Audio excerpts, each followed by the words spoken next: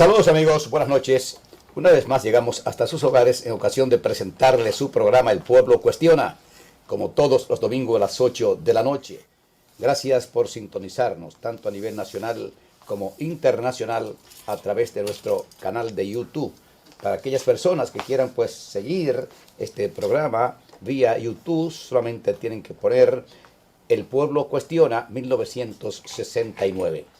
Lo reiteramos, El Pueblo Cuestiona 1969 es nuestro canal de YouTube, desde el cual lo pueden ver en cualquier parte del mundo. El Pueblo Cuestiona. Y mañana 4 de julio, se conmemoran algunas fechas, unas con mucha importancia, tanto negativas como positivas, y otras que no tienen esa gran importancia, pero sí fue un 4 de julio. Un día como mañana, 4 de julio, pues se celebra, o se celebró más bien, la independencia de los Estados Unidos. En todas partes del mundo donde hay embajadas norteamericanas, pues hay siempre una recepción donde se invita pues a las principales figuras políticas, económicas, sociales del país, como lo ha hecho pues la embajada norteamericana ya en República Dominicana.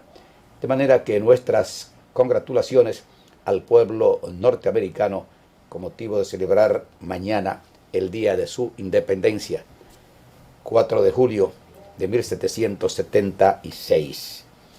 De igual manera, pues, un día como mañana fue fusilado en el cercado San Juan de la Maguana el padre de la patria, Francisco del Rosario Sánchez, junto a sus compañeros.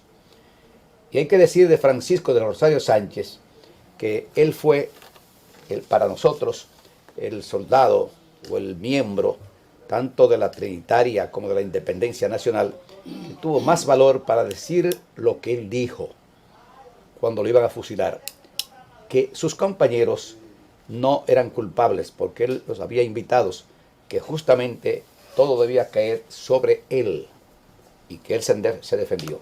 Fue fusilado al día siguiente de haber pronunciado estas palabras.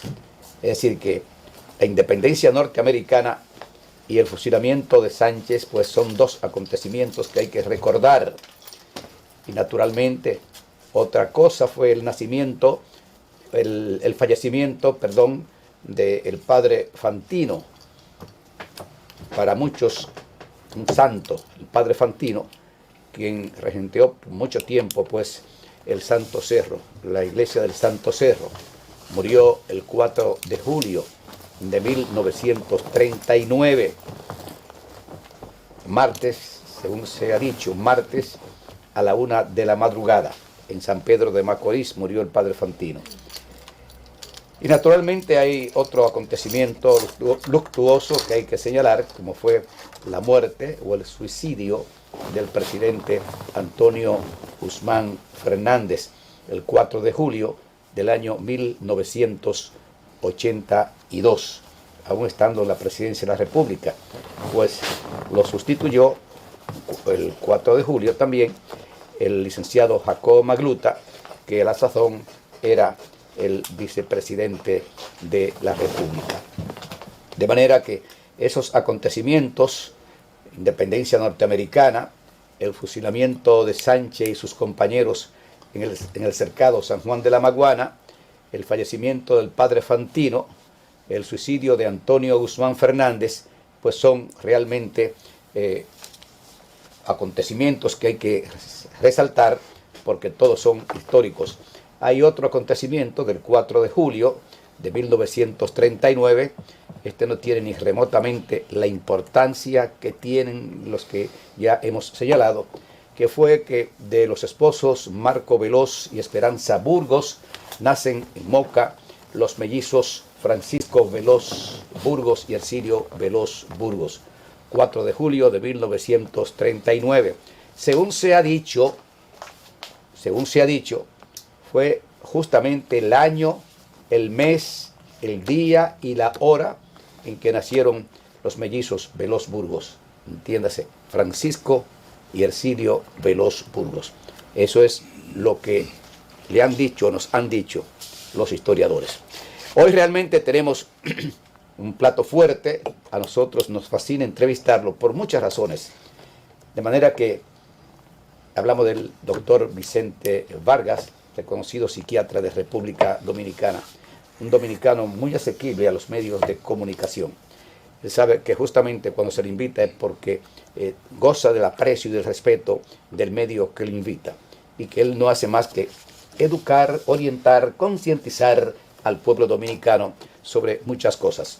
Pausamos, amigos, por unos cuantos segundos para volver con nuestro invitado especial, que lo es el psiquiatra, el doctor don Vicente Vargas.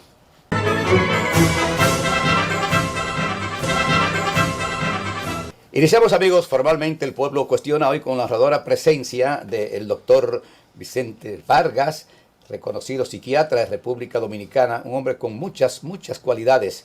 Esto realmente no se debe decir delante de un invitado, pero bueno, las cosas son para decirlas, las verdades son para decirlas, no para encubrirlas. Un hombre sencillo, tratable, atento, es decir, tiene una serie de cualidades que pasaríamos mucho rato pues enumerándolas. Quisiéramos primero agradecer a usted, una vez más, que nos haya honrado con su presencia en este su programa, El Pueblo Cuestiona.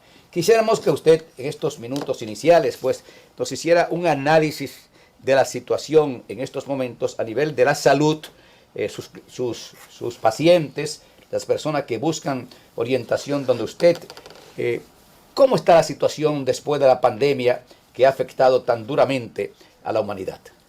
Sí, mira, Ercilio, primero saludarte a ti, a tu audiencia aquí fiel. Gracias. Quiero agradecerte esta oportunidad y sobre todo para ese tema que tú has puesto, porque yo puedo decirte desde mi profesión de psiquiatra, los pacientes que uno tiene y lo que uno ve. Yo he visto últimamente que muchos de esos pacientes están bajo una situación de estrés, bajo una situación de presión. Y tú sabes que el estrés es una fuerza, una presión, una tensión que se produce por las circunstancias y las actividades que el individuo tiene, lo que le rodea, etc. Y la respuesta del organismo a esa presión es lo que se llama estrés. Porque lo que hay afuera es el estresor. Mucha gente cree que el estresor es el estrés. No, el estrés es la reacción del organismo para enfrentar todo eso que viene. No es un secreto para nadie todo lo que hemos estado viviendo en los últimos años, que el COVID, que la guerra, que la inflación, que los problemas delincuenciales, el tránsito, todo eso, suma todo eso. Afecta todo eso. Todos esos estresores tienen un impacto en el individuo. Y hasta en el individuo, vamos a decir, sano, normótico, tiene una reacción que afecta su salud, su funcionamiento, su atención, su concentración. Se han hecho estudios que la toma de decisión de un individuo no es igual cuando está bajo presión que cuando está en un ambiente favorable.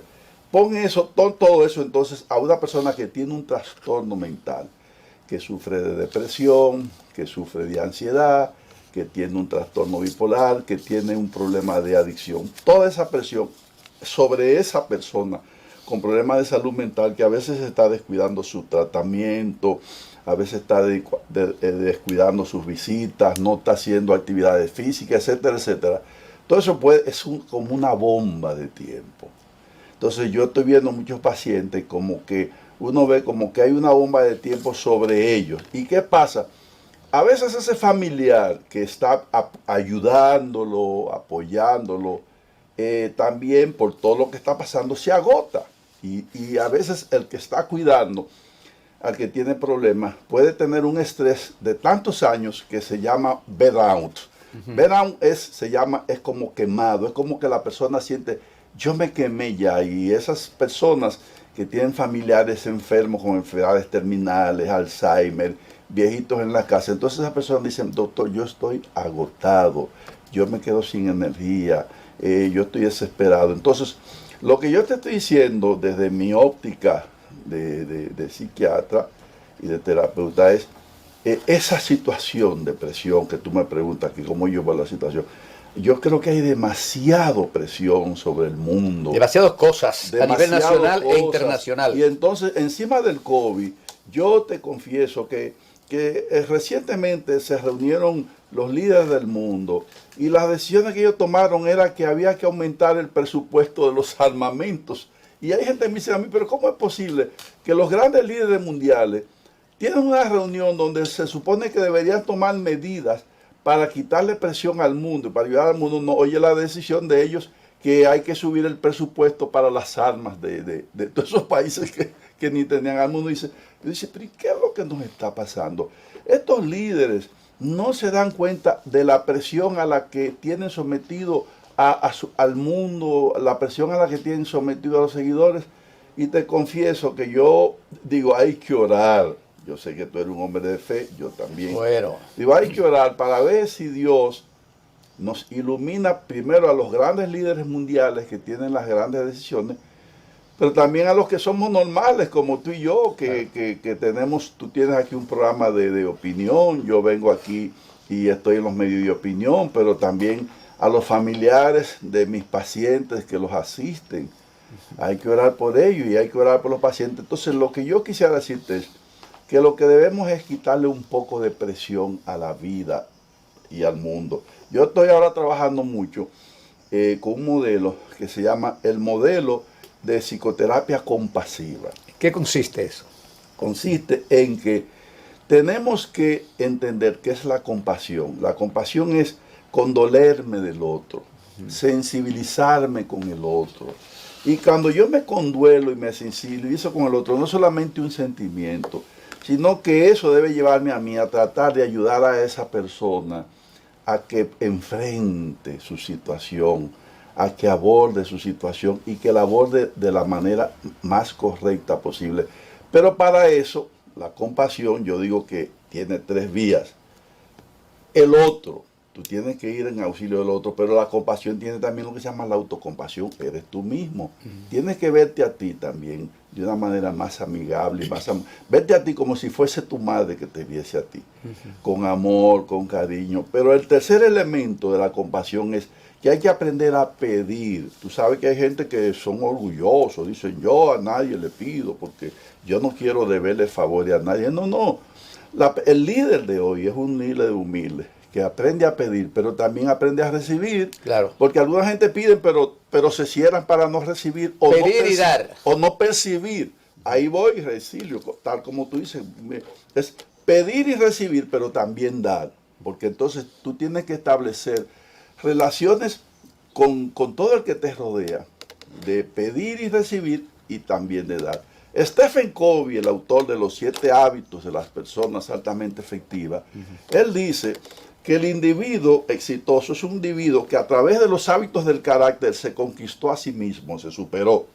Pero ahora él tiene que conquistar a los demás, y para la conquista social tú tienes que establecer con la gente relaciones ganar-ganar. Es lo que estamos diciendo con la terapia compasiva, es tienes que pedir, recibir y también tienes que dar. De manera que te resumo lo que pudiéramos decir durante un largo rato, pero no quiero extenderme demasiado para que podamos seguir conversando en este programa contigo. La palabra pedir muchas veces se malinterpreta. Cuando usted habla de pedir, ¿a qué usted se refiere? Sí, qué buena aclaración, porque mucha gente cree que hay que ponerse en una esquina con un jarrito a pedir, deme una limosna, no. No pedir un consejo, no pedir una orientación. Exacto, es que tú, si te sientes en una situación X, tú puedes decirle a un amigo, dame una manito con él. Ercilio, necesito de ti hoy, necesito conversar contigo. Tengo una situación de mucha presión y me haría bien dialogar contigo. Podemos sentarnos tú y yo a hablar. Es pedir, a veces son cosas... ¿Qué tú harías en mi lugar? ¿Qué tú harías en mi lugar? Y a veces el solo hecho de tú reunirte con alguien, ya eso es una ayuda. Claro. Y tú saber que tú le importas a alguien y que alguien te puede dedicar un poco de tiempo, ya eso es gran parte de la ayuda. Y en esa conversación, si logran relajarse, aparece mejoría. Oye, lo que yo estoy explicándole, Ercilio, que quiero decir a los amigos televidentes. El cerebro humano, hoy día estamos enfocándonos mucho en las neurociencias. El cerebro humano, tú sabes que el cerebro humano tiene 3 cerebros. El cerebro reptil, que es el más antiguo, que es el instinto de sobrevivencia. El cerebro que tiene que ver con las emociones, el afecto, el que tenemos nosotros con todos los mamíferos tienen ese cerebro límbico que tiene que ver con las emociones y el afecto.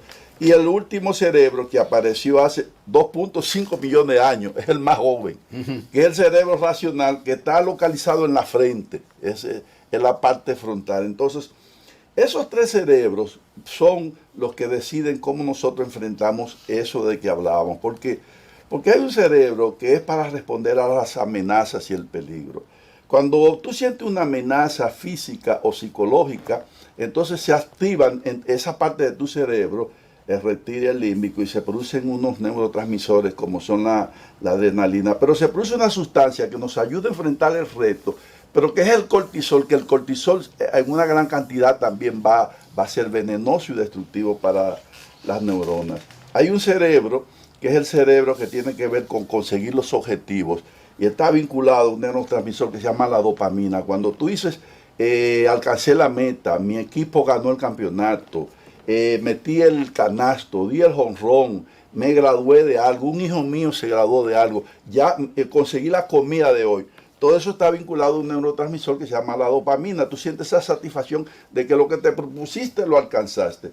Y el tercer cerebro, que es el cerebro que tiene que ver con los vínculos y con la amistad, ese cerebro es el que hace que nosotros produzcamos sustancias como la oxitocina, que es el que produce la mujer para poderle dar cariño a su hijo, para poderle ¿Cómo dar... se llama? Oxitocina. Oxitocina. Es un neurotransmisor que hace que tú te sientas bien, que tú te sientas saludable, que tú sientas amor y que tú sientas necesidad de vínculo. Entonces, ese cerebro es el cerebro del bienestar y de la salud y de la amistad, la oxitocina. Yo te digo eso porque con todo lo que estamos viendo, yo veo que ese cerebro de peligro, de amenaza, que hace que nosotros produzcamos adrenalina, cortisol para enfrentar los peligros, es el que está activo. Por eso es que tú me dice la gente, doctor, ¿por qué usted ve que la gente está tan agresiva, tan hostil? Que tú le cruzas cerca de su carro y se lo roza, y el tipo, en vez de parar a buscar una solución, lo que se pare con un cuchillo, un machete, una pistola, o te insulta, te dice, claro, pero no, tú no tienes que insultarme, porque si chocamos vamos con nuestro seguro. ¿Hay forma de resolver eso? Forma de resolver eso. A propósito de lo que hemos visto, crímenes como el de este muchacho Orlando, Jorge Mera, un muchacho tan decente, tan ecuánime, que yo nunca lo vi que ofendiera a nadie, que insultara siempre con una nadie. Sonrisa a flor de labios. Siempre con una sonrisa a flor de labios, siempre dispuesto al diálogo, a la conciliación. Entonces, ¿qué pasa? Se encuentra con un individuo que tiene ese cerebro de amenaza activado, y entonces él ve en el otro, si yo no te mato, es como que yo tengo que matarte. Ese es el cerebro reptil, ese es el cerebro más antiguo. El cerebro se llama cerebro reptil. Todos tenemos ese cerebro, Ercilio, lo tengo tú y yo, y lo tiene el Papa Francisco, pero que nosotros no debemos activar esa parte de nosotros, porque es la parte que se debe activar solamente cuando estamos frente a un peligro real. Si tú estás en un sitio y viene un oso o un cocodrilo, no sé, una fiera a atacarte, tú tienes que sobrevivir. Ahí se activa. Pero ya no, ya muchas veces nosotros podemos recurrir al diálogo, a la conversación, a la concertación, a la negociación. ¿Y por qué no acceder? Eso, cuando tú ves esos pleitos entre marido y mujer, yo digo, pero deben ser de los dos, porque no puede ser que cada uno quiera imponer su voluntad. Para que una ceder, porque cuando se cede, se gana. Claro. Oye, cuando tú cedes y el otro cede, ganan los dos. Claro. Pero si uno de los dos quiere imponerse y quiere dominar y sojuzgar y cree que tiene la verdad absoluta, claro. Y lo que yo digo, eso es lo que hay que hacer, pero es un trastorno de la personalidad que tiene que ver con el trastorno de personalidad narcisista, el que cree que lo que él dice es por ahí el que tiene es lo que debe ir. Todo el mundo tiene que ir por ahí. Y entonces ya esos son trastornos de personalidad, que esas personas a veces no reconocen que su estilo no puede ser, tú no te le puedes imponer a todo el mundo, y ya por eso hay el diálogo, hay la concertación. Tú tienes que oír a alguien que te diga, mira, con todo respeto, yo no estoy de acuerdo con eso, y tú tienes que decirle en qué no estás de acuerdo. Claro. Porque puede ser que esa persona te da una retroalimentación para tú cambiar tu manera de ser, Claro. pero hay gente que no, que ellos no aceptan. Que la razón la tienen ellos y nadie más. Sí, claro, y eso, Ercilio, yo creo que eso es lo que ha puesto al mundo a donde está, al borde de la guerra, los conflictos, es que nosotros tenemos la razón, nosotros no. Eso no es verdad. En ciencia ya lo que dice, la verdad es lo que está afuera y cómo cada quien percibe eso. Lo dijo Calderón de la Barca, en este mundo tan singular nada es verdad ni es mentira, todo se ve con el color del cristal, con que se mira. Eso es científico. Hoy día los científicos dicen, la verdad no es lo que está afuera, la verdad es cómo tú percibes lo que está afuera, porque cada uno tiene su verdad, y entonces por eso es que el método científico te lleva a hacer, a través de ese método, una valoración de lo que es veraz y de lo que es objetivo, porque tú estás percibiendo eso de acuerdo a tus ojos, de acuerdo a tus oídos y de acuerdo a cómo tú estás internamente, oye, Ercilio. Sí. Si tú estás de mal humor y te ha ido mal, tú todo lo ves mal. Y cree que va a fracasar siempre. Y cree que va a fracasar. Fíjese, nosotros tenemos, en el pueblo cuestiona, algo, lo decimos muy a menudo, y lo queremos repetir delante de usted, que es una autoridad. Un minuto de reflexión nos evita muchos años de arrepentimiento. Lo lamentable es que parecería ser que nuestro país o el mundo está lleno de analfabetos emocionales, porque solo así se justifica o se justificaría tantos crímenes que uno analizándolo fríamente dice, no tenía razón de ser. Ese asesinato horrendo de Orlando Jorge Mera, un joven, digo joven para nosotros, un niño, con unas condiciones poco vistas en República Dominicana, y hablo porque lo traté varias veces. Es más, desde que era un niño, lo conocí siendo prácticamente un jovencito, siendo su padre presidente de la República, y su madre pues siempre estuvo al lado de su padre.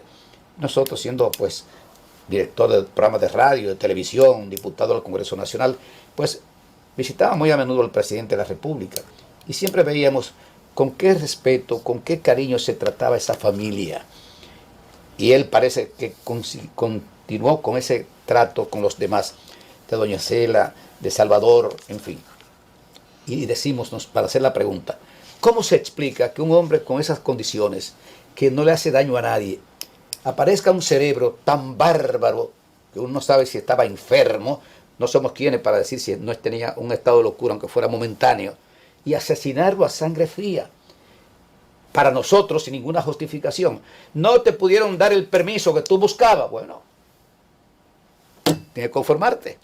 O tú querías que él violara las leyes, las normas, para favorecerte a ti. Y ese crimen ha puesto a pensar a muchas gentes en República Dominicana. Caramba, ese amigo mató a alguien que era como su hermano, que entraba como Pedro por su casa, en el caso del despacho del ministro. Sin embargo, va y lo asesina porque no lo pudieron complacer. Eso ha puesto a pensar a mucha gente en nuestro país. Y nosotros decimos, además, una pregunta: ¿hasta dónde vamos a llegar por buscar la parte material? Las cárceles, los hospitales y los cementerios estuvieran más vacíos si fuéramos capaces de pensar un minuto de reflexión. A usted, amigo telespectador, nos evita muchos años de arrepentimiento. Todo el que está preso en estos momentos está arrepentido. Nos imaginamos nosotros. Pero además, hemos dicho muchas veces, y lo queremos repetir, que hay 3 cosas que se escriben con P: puerco, perro y presos. Lo repito: puerco, perros y presos.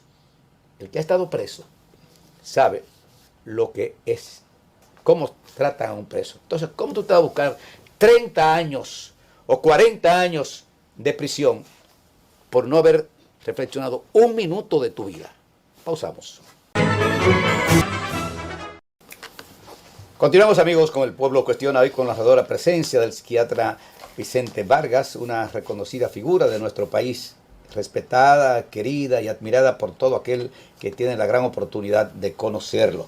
Queremos nosotros, pues, antes de continuar con las preguntas, pues, lamentar el hecho de que un oficial superior de la Armada de República Dominicana, pues, haya sido arrestado con alijo de 237 kilos de cocaína.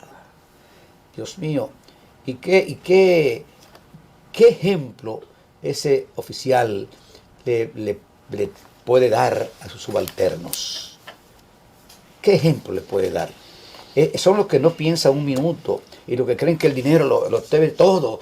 Por Dios, el trabajo que le costó a lo mejor llegar a ser coronel de la Armada Dominicana para caer en esta bajeza. Oficial de la Armada arrestado con alijo de 234 kilos. Ni siquiera pensó de que hay un director que también es de la Armada, un hombre que ha sentado ya cátedras de cómo se combate el narcotráfico, pues que de seguro eran conocidos, o él conocía al director, o el director lo conocía a él, no sé. Pero pensar por lo menos en esa Dirección Nacional Antidrogas, que está haciendo un trabajo para nosotros extraordinario en República Dominicana, como nunca se había hecho, y hablo con autoridad, porque desde que se promulgó la ley 5088, pues hemos venido dándole seguimiento a todo lo que tiene que ver con el narcotráfico en República Dominicana. Y realmente decimos que tenemos, tal vez o sin tal vez, el mejor director o presidente de la Dirección Nacional de Control de Drogas, si se va a partir de que lo bueno es cuando usted trabaja, cuando usted logra, trata de evitar de que ese maldito mal de la droga, pues quiera seguir arropando a República Dominicana. Y no solo a República Dominicana, sino el descrédito hacia República Dominicana cuando esa droga sale hacia el exterior. Y llega un barco, un avión, dice, procedente de República Dominicana, atrapan en España, en qué sé yo qué país.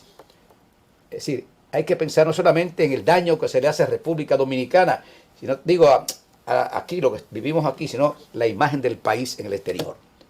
Doctor, hablando del hospital psiquiátrico llamado 28, ¿realmente qué usted dice? ¿Cómo está ese hospital? Y si realmente se están tratando los pacientes que son llevados allí como seres humanos, porque ha habido muchas denuncias de maltratos allí en cuanto a la alimentación y muchas cosas más. ¿Qué nos puede decir usted sobre ese particular? Sí, mira, cuando yo me inicié mi carrera para formarme como psiquiatra fue en el Hospital 28. En ese momento los reportajes que hacían los periodistas decían que eso era un almacén de locos. Y ahí habían almacén de locos. Decían los periodistas de ese momento. Y siempre había sobre los 1.200 pacientes. Ahí fue que yo entré y yo aprendí mucho de eso. Pero hoy día ya ese hospital, no sé si tú sabías, se cerró. Ya el 28, que... El famoso 28. Sí, el famoso 28, donde yo tuve muchos años, se cerró. Y hoy día ese es un centro de rehabilitación para pacientes crónicos, que lo dirige un psiquiatra amigo, el doctor Gino, que es un excelente psiquiatra.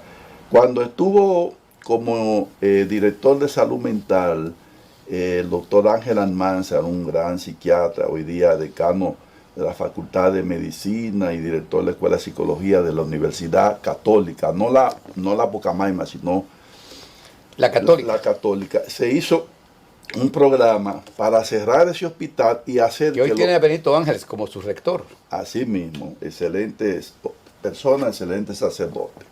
Salesianos, una orden que ha hecho en este país tanto bien, la orden de los salesianos, los jesuitas. Y yo quiero agregar también los Scarborough, que poca gente menciona la labor que hicieron aquí. Los Scarborough eran unos sacerdotes canadienses que estuvieron aquí. Y yo tuve muchos años con ellos, con el padre Roberto, el padre Guillermo, el padre Arturo, el padre Luis Quinde de Ocoa, era Scarborough. Yo en mi juventud estuve con ellos, incluso Yo me interné con Luis King en una ocasión por las montañas entre Asua y Padre Las Casas y Jarabacoa. Tuvimos una semana en Mulo por ahí, dando misa y eso al Padre Luis King. Pero eso era cuando uno era un adolescente. Bueno, pues lo que te quiero decir que ese hospital psiquiátrico, como tú me decías, se cerró porque se hizo una reprogramación de que los pacientes agudos, la gente dice, ¿y dónde van los pacientes agudos que le dan una crisis? Un paciente que tiene ahora una crisis que se agita, ese paciente debe ser llevado a un hospital general, cualquier hospital general de los que hay aquí, que ustedes conocen, Claro. Ir a la emergencia. Y en la emergencia de ese hospital va a ser atendido ese paciente, porque ahí hay un psiquiatra que dispone de fármacos modernos para controlar a ese paciente. Entonces, en ese hospital general, cuando la doctora Altagracia Marcelino, Guzmán Marcelino fue la ministra, esposa de un gran psiquiatra, el doctor Sánchez Martínez, que fue también rectora. Una gran pareja ellos dos. Y tremendos seres humanos, claro, y grandes profesionales. Entonces, cuando estaba ahí Altagracia, Guzmán Marcelino, recuerdo que en su gestión con el doctor Ángel Almanzar en salud mental, se reprogramó para que en los hospitales generales hubieran cama para los pacientes psiquiátricos. De manera que ese concepto de hospital psiquiátrico, hospital de custodia, donde se llevaban a los pacientes para aislarlos de la sociedad, eso ya no es necesario porque tenemos fármacos modernos, con lo cual podemos a un paciente agitado controlarlo, sin necesidad de amarrarlo. Ni de y los que deambulan por las calles. Eso es otra cosa. Ese programa debió ser complementado con un programa de darle asistencia a los que deambulan por la calle. En una ocasión, siendo yo presidente de la Sociedad Mexicana de Psiquiatría, hicimos un encuentro, la primera dama, doña Cándida Medina, estaba el doctor César Meya y algunas personas, que necesitamos hacer un programa para ayudar a esos pacientes que deambulaban por las calles. Y en aquel momento se pensó que había que hacer hospitales de día. Recuerdo que se habló de que el mercadito, el mercadito de Honduras, que es un mercadito municipal, lo íbamos a coger para convertir eso en un hospital de día, de manera que esos pacientes que deambulan por las calles pudieran ser llevados ahí y ahí se les daban medicina, comida y atenciones, pero no había que dejarlos internos, porque esos pacientes debería la familia tenerlos en su casa, pero ahí tú sabes que hay familias que sueltan a esos pacientes. Sí, porque, y si la familia no lo puede tener por cuestiones económicas. Claro. Entonces ahí se ha hablado de buscarle soluciones, ese tipo de hospicios, casas de permanencia, etcétera, pero que ya esa idea de llevar a esos individuos como a esa gran prisión llamada hospital psiquiátrico desapareció, de manera que ese es un concepto moderno. Incluso yo he oído hasta colegas hablando de que por qué le hacen hospitales a las otras especialidades y que por qué no hacen un gran hospital para la psiquiatría. Es que ya ese modelo no es el que le hace más bien a los pacientes. Y la psiquiatría moderna no está enfocada en llevar a los pacientes y confinarlos ahí. Esos pacientes, claro, cuando están en crisis, hay que sacarlos de la crisis aguda, pero el proceso... Con medicamentos. Con medicamentos modernos que funcionan.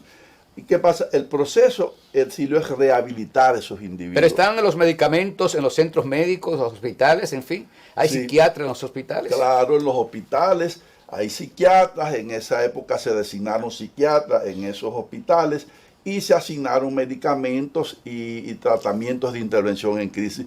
Que fallen, ya eso yo no puedo asegurarte de que eso no falle, porque tú sabes que muchas veces que el sistema de salud aquí en general es deficitario, pero no solamente para la salud mental, es deficitario para la salud en general, por lo que los bajos presupuestos que aquí se le asignan a la salud. Mira, la clave para tú saber el verdadero interés que hay en la salud de un gobierno es preguntar cuál es el presupuesto que ese gobierno le asignó a la salud. En cualquier parte del mundo, el presupuesto de salud, tú sabes que es de 5, 6, 7, 8% del PIB.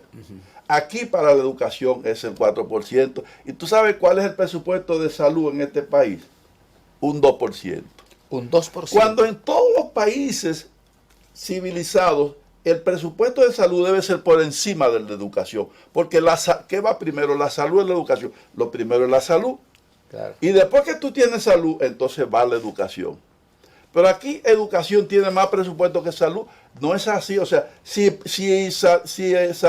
educación tiene 4, el presupuesto de salud debería ser 1 o 2 puntos más. Y aquí es 2 puntos menos. Te digo eso para explicarte por qué aquí hay tanta deficiencia en la asistencia, no solamente en los pacientes psiquiátricos, Estilio, sino en los pacientes en general. Tú oyes las quejas aquí de todo el mundo, de que fui a un hospital, de que no me atendieron, de que no me dieron la medicina, de que todas esas cosas es porque no hay un adecuado presupuesto para la atención a la salud. Para ahí comenzamos y claro, después de eso tenemos que ver todas las deficiencias que tiene el sistema. Por eso nosotros estamos trabajando mucho con ese modelo de humanización de la salud. Yo en una ocasión, cuando estaba el doctor Nelson Rodríguez como director del Servicio Nacional de Salud, él me invitó a que hiciera un programa de humanización de la salud. Y yo visité las 9 regionales de este país. Y le hicimos un programa de 8 semanas a los médicos. Y esos médicos estaban encantados de cómo eso transformaba su visión de la salud, sus relaciones con los pacientes. Y cuando se fue Nelson Rodríguez, el siguiente director que quedó fue Chanel, que la gente habla muy bien de Chanel, yo no tengo por qué hablar mal. Y yo fui donde Chanel con Wilson Roa, el presidente del colegio médico, y Chanel lo que me dijo, no doctor, eso está muy bien, pero el presupuesto es para hacer hospitales. Es un error. O sea, se le da aquí más importancia a hacer grandes hospitales, a la atención terciaria, que a la atención primaria. Lo primero es la atención primaria. Claro. Y es la educación del equipo de salud, la educación de los médicos, de las enfermeras. Te decía que los médicos y las enfermeras, hay estudios que dicen que sufren de burnouts, están quemados por la presión que tienen. Entonces, a ellos hay que humanizarlos para que traten mejor a los pacientes, pero que también tengan autocuidado para Además, ellos. hay que decir que la atención preventiva es mucho más económica que la curativa. Definitivamente, toda la razón. Entonces, en salud decimos que es mejor evitar un infarto que tratar un infarto. ¿Entiendes? Es mejor evitar una crisis psiquiátrica que tratar a un paciente después que intenta suicidarse. Bien, pausamos amigos por unos cuantos segundos para volver de nuevo con su programa El Pueblo Cuestiona y con esta importantísima comparecencia con el doctor Vargas. Pausamos. Continuamos amigos con El Pueblo Cuestiona, hoy con la honradora presencia del psiquiatra Vicente Vargas, una reconocida figura en nuestro país, además un hombre que ya participa activamente en los medios de comunicación, siempre lo escuchamos en la Z, en su programa de salud, creo que de 11 a 2:30. Sí, estamos ahí los jueves de 11 a 2:30 y hemos recibido siempre mucho apoyo de tu parte, mucho aliento de tu parte, llamadas que nos hacen sentir muy bien y quiero agradecerte tú. Bueno, con perdón de la inmodestia, lo que voy a decir, tenemos la lista. El Pueblo Cuestiona es el programa que más médicos ha entrevistado, tanto nacionales como internacionales. Ah, pero qué bien. El que más médicos ha entrevistado, tenemos listado. Un día se la mostramos a un ministro, a un secretario de Salud Pública, y dijo, ¿cómo? Fulano. No, Salomón Jorge, que para nosotros es el padre de la cardiología en el país, pues dijo que cuando lo entrevistamos, él nos dijo que le daba seguimiento al programa porque siempre llevábamos médicos. Qué bien. Y creemos que este país necesita que muchos profesionales de la medicina, de la salud, pues participen en los medios de comunicación. Porque son recetas médicas gratuitas que nos dan prácticamente cuando un médico va a un programa de radio o de televisión o cuando escribe algo en la prensa escrita, que tal vez, o sin tal vez, es importante que sea vía los 3 medios. La gente ve más televisión o escucha más radio y que el médico diga, bueno, prefiero la televisión, prefiero la radio o la prensa escrita, dependiendo lo que él quiera pues publicitar, lo que él quiera decir. Además, el médico es de las pocas personas, para nosotros, que tiene el don de ser un profesor. No solo el médico que le da una consulta gratuita por televisión, sino un profesor de la salud. Para usted, a lo mejor te dice, yo no necesito médico.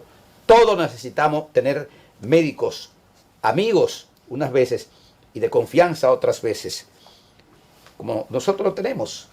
De hecho, cuando nos dio la pandemia, pues nuestra consulta no fue yendo al médico, no fue por teléfono. Sí. Por teléfono. Y la llevamos y salimos bien de la pandemia. Es decir, que alguien decía antes que había que tener a un cura amigo, a un médico y a un militar. Y un abogado también. Y un abogado, un sí. abogado. Uno lo necesita en cualquier momento. En cualquier momento. Usted necesita un cura, un militar, un médico, un abogado, en fin. Bueno, continuamos con esto. Realmente para usted, ¿cuál es el futuro inmediato que le espera? Que le espera al pueblo dominicano con respecto a la salud. Bueno, quiero reconocerte a ti eso de que es cierto que tú siempre estás tan preocupado por servir y por eso traes médicos, porque los médicos siempre lo que están en disposición de servir. Y en eso coincide tu programa mucho con la emisora donde yo voy los jueves, que es la Z, que le ha dado mucha participación a los médicos y a los profesionales de la salud para orientar y educar. Como dices tú, muchas veces una persona que no puede pagar una consulta, cuando oye a ese médico, ve a ese médico, que no puede ir donde él porque no le puede pagar o por las razones que tengan, es como si lo estuviese viendo. Claro. Y las personas Claro. pueden incluso hacer llamadas y preguntar, y eso equivale a una consulta. En el programa mío y en el de los otros colegas, los otros días, cardiólogos, urólogos, etcétera, pediatras, se da mucha ayuda. Y eso es un servicio que se le da a este pueblo y que tú lo haces muy bien. En cuanto al futuro de la salud en este país, bueno, no sé, a mí me gusta ser optimista, yo soy patológicamente optimista. A mí a veces la gente dice, nosotros también somos optimistas. Usted es muy, digo yo prefiero ser patológicamente optimista que ser pesimista, porque el pesimismo lo que hace es que te deprime. Todo lo ve negativo. Te deprime, te quita la esperanza, te hunde, te destruye. Entonces yo prefiero estar con un optimismo, pensar que las cosas van a mejorar. Van a cambiar. Sí. Mi esperanza es que mejoren y cambien. Yo te decía, ojalá que aquí los dirigentes políticos se den cuenta de que la salud necesita una asignación mayor que la que tienen. Comenzamos por ahí. Ojalá que ellos lo vean. Eso traería más esperanza. Ojalá que los médicos, la mayoría de los médicos lo tienen, pero que los que no lo tienen, tomemos más conciencia de que tenemos que servirle a este pueblo. Ya los médicos lo han hecho aquí en Demasía, pero tenemos que tomar lo que se llama la visión compasiva. O sea que nosotros tenemos que condolernos del que sufre, del que tiene problemas, de la gente. Entonces, en la medida que la clase médica asumamos esa visión compasiva, pues la salud debe mejorar. Ojalá que los pacientes vayan donde sus médicos. Yo pienso que la atención primaria es importante en países como este, que no solamente es la atención terciaria de hacer un gran hospital para decir que hemos hecho el hospital más grande, que eso no está mal, pero eso no es lo más importante, Ercilio. Lo más importante es evitar que tengan que ir al hospital. Claro, exactamente, y para eso hay que ir a los barrios, a las escuelas, a las comunidades. Ese médico de familia, ese médico que va ahí, que está ahí cerca. ¿Y existen todavía los médicos de familia? Sí, aquí hay una especialidad de medicina de familia, de médicos que se forman, y esos médicos son los más importantes para la atención primaria, porque son los que van al barrio y a la escuela y ven al individuo cuando todavía se puede prevenir. Y no hay que llenar los hospitales para que todo el que tenga una gripecita o un dolorcito tenga que ir donde un especialista. O sea, van distintos especialistas a los barrios. No. ¿O debían ir? No. La atención primaria es un médico familiar, un médico de cabecera que está instalado en el barrio, oye, en la escuela, y él ahí educa, da charlas y orienta, y él ahí ve al paciente cuando tiene los primeros síntomas. Y él lo puede tratar, pero si tiene una complicación que amerite ver un especialista, él es que lo refiere al especialista. Porque aquí hay gente que van donde un cardiólogo o de un neurólogo muy bueno y van por un dolorcito de cabeza.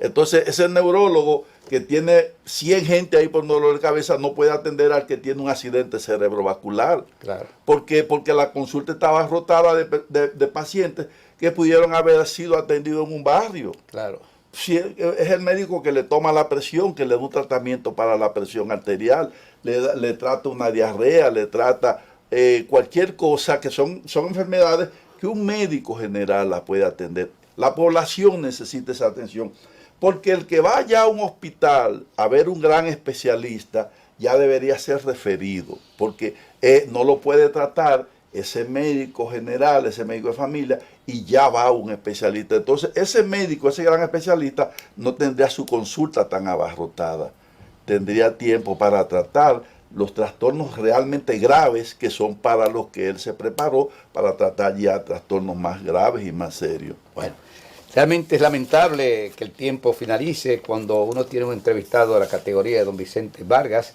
un hombre que lo único que hace es orientar, educar, concientizar, decirle al país lo que él considera es lo más positivo para la salud de cada persona.